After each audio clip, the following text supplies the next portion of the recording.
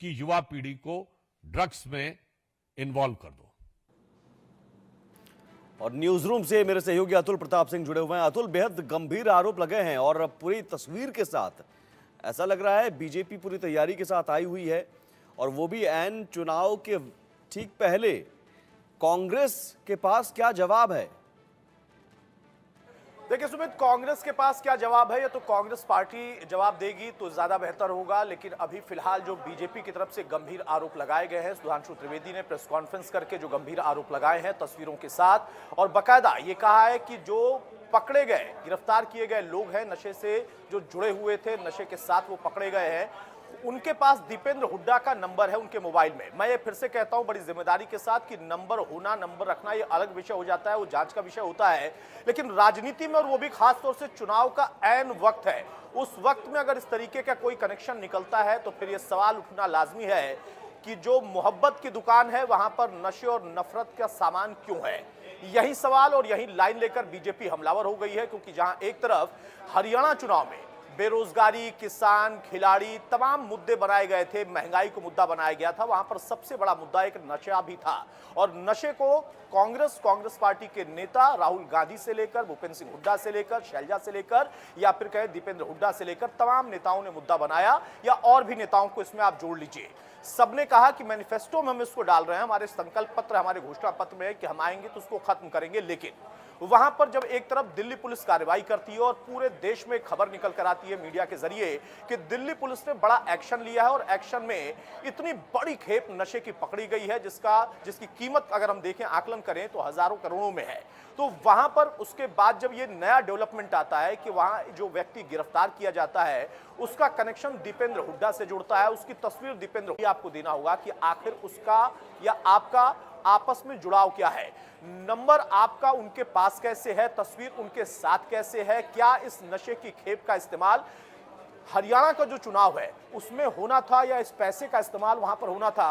ये बहुत सारे सवाल उठ जाते हैं, क्योंकि जब यहां पर राजनीति चलती है तो आरोप प्रत्यारोप चौतरफा होते हैं। कांग्रेस बीजेपी पर हमलावर थी क्योंकि बीजेपी 10 साल से सत्ता में है। बीजेपी पर गंभीर आरोप लग रहे थे कि बीजेपी कह रहे थे बेरोजगारी बढ़ गई है, बेरोजगारी की वजह से युवा जो है वो नशे की तरफ बढ़ गए हैं। लेकिन अब नशे से कांग्रेस का जुड़ाव जुड़ जाता है या कांग्रेस के नेता का नाम आ जाता है, वहां पर फिर सवाल उठता है कि आखिर आपका क्या जवाब होगा, क्या तर्क होगा। क्योंकि एक तरफ पुलिस का एक्शन है, पुलिस अपनी कार्रवाई करेगी, जो भी उनकी जांच में होगा, एफआईआर के बाद, गिरफ्तारी के बाद वो फिर कोर्ट में पेश करेंगे, कोर्ट में उसकी विवेचना होगी, उस पर बहस होगी, जिरह होगी, और वो लंबी प्रक्रिया होती है। क्या कनेक्शन निकलता है, कौन उसमें दोषी होता है, ये नेटवर्क कितना बड़ा है, ये सारी चीजें जांच के दायरे में चली जाती हैं। लेकिन राजनीति में जांच से पहले ही आरोप प्रत्यारोप का दौर शुरू हो जाता है।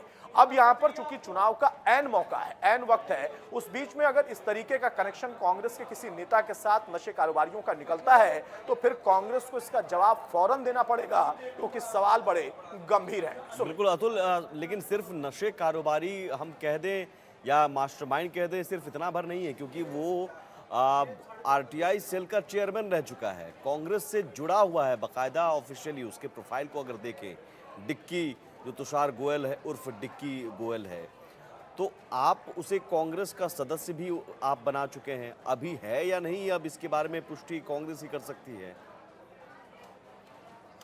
बिल्कुल स्वाभाविक सा है, और यही आपका जो सवाल है कि जिस व्यक्ति का नाम आ रहा है, जिसकी गिरफ्तारी होती है कल, उसके बाद फिर उसका जुड़ाव एक तुषार गोयल के नाम से जुड़ता है। वो व्यक्ति कांग्रेस के एक पद पर बैठा रहा है, संगठन से जुड़ा रहा है, और उसका फिर कनेक्शन दीपेंद्र हुड्डा से जुड़ता है, यानी कांग्रेस से जुड़ता है। दीपेंद्र हुड्डा एक बड़ा चेहरा है हरियाणा में। एक तरीके से हम कह सकते हैं कि राजनीति सिर्फ कांग्रेस के लिहाज से नहीं है, बल्कि भूपेंद्र सिंह हुड्डा और दीपेंद्र हुड्डा के इर्द गिर्द कांग्रेस कर रही है। ये राजनीतिक आरोप भी है कि बापू बेटे की ही चर्चा हो रही है, ये पार्टी के अंदर भी आरोप लगे।